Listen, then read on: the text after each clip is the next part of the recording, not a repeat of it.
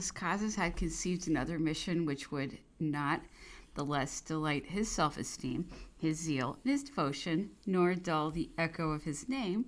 He dreamed of being the mediator of Napoleon in Europe, arriving from the accursed island and enjoying a reputation which would prove his disinterestedness, the nobility of his conduct, and the integrity of his character. He would bear the banished man's complaints to the thrones of kings. He would arouse the feeling of the people. He would obtain a mitigation of the captivity. He would prove that the health of the emperor was being undermined by the stay in St. Helena, and that at least a change in the place of exile was necessary.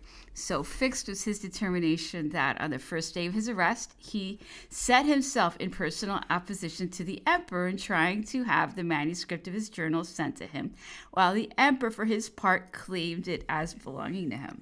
Without inquiring whether his retention of the manuscript was agreeable to the emperor or not, he took upon himself to send Hudson Lowe a request in which he created himself advocate, an arbitrator for Napoleon. But actually all he did was to dig a trench and raise a barrier in the face of such documents so closely resembling literature, in which he gave so little thought to consequences. One can only ask oneself whether Las Casas, having constantly another public in view, if posterity was his aim, did not, as the English agent said, arouse the emperor to written protests, to manifestation of every kind, which would add something to the story and something spicy to the book he was preparing.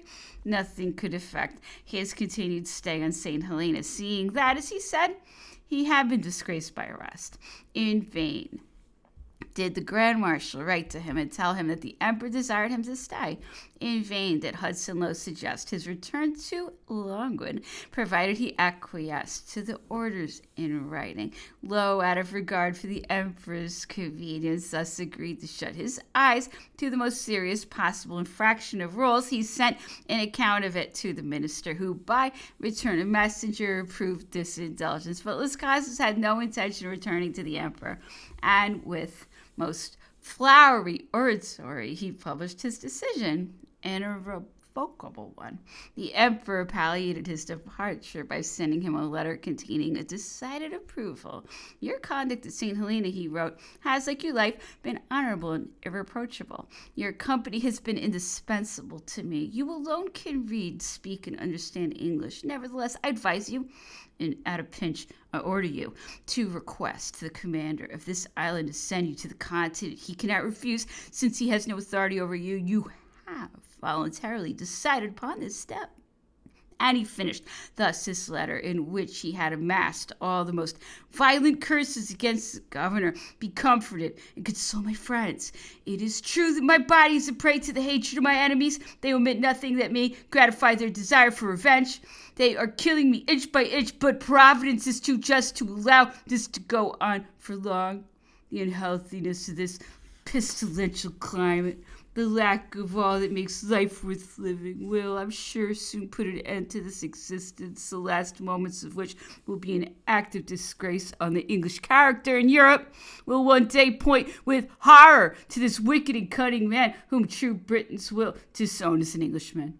Las Casas therefore departed with the honors of war. The emperor appeared to have forgotten having disapproved of his hastiness, but seemed to admit what he had told Las Casas. He will be more useful in Europe than at Longwood. If his departure aroused surprise, especially after the declaration he had made on April 20th, 1816, in which he asserted his devotion and his desire to live with the Emperor Napoleon, he had to find an excuse to explain everything: the necessity of making public the state of the emperor's health, and the revulsion which such a disclosure would have on public opinion.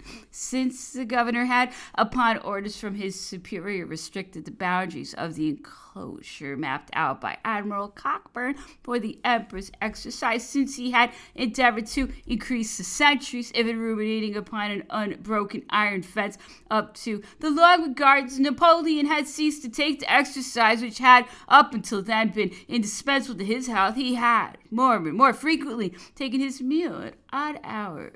He had, in prolonged baths, sought relief from the pains which first made their appearance at the beginning of 1816, and the increase of which had been rapid. The doctor who should have attended him in the place of the French doctor, who had refused to accompany him, received only summary instructions and was mean-spirited. He had not offered his services during the regime of Admiral Cockburn, but upon the arrival of Hudson Lowe, he was introduced to him and sent him reports about the Emperor and his companions, which were not those of a doctor, nor even of a subordinate officer, but of a spy. He ridiculed those with whom the emperor lived and did not even spare the ladies, imagining that the more aggressive he was, the more ingratiating he was. He spared no one, either in his correspondence with the governor or that which he had with the ministry's knowledge, with a certain Mr. Finlayson, clerk to the Admiralty, who never failed to show these letters to those in authority, and so Mira did more than anyone to create around the prisoners an atmosphere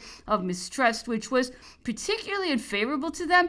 Lowe, however, did not allow himself to be deceived by his cunning. He had brought from England, with the title of Inspector of Hospitals on St. Helena, a certain Dr. Baxter, his surgeon of the Corsican Rangers, who was entirely in his confidence. His intention was to allot him to the emperor, if not as an ordinary doctor, at least as a consultant, so as to prevent Napoleon's health from becoming an excuse for meliorations prejudicial to his safe custody. As soon as he mentioned Baxter to the emperor, the latter flew into a rage, but Lowe bided his time and was only waiting an opportunity of showing Amira that he thought little of him, had no confidence in him. That opportunity presented itself all the more timely since Amira was thoughtless and indiscreet, was easily offended, foolishly vain, and intended his mission to the emperor to be a means of effecting a promotion and an increase in salary. Sharply taken to task by Lowe, he turned towards the emperor, from whom he had great hopes, either monetary, for Napoleon had the reputation for possessing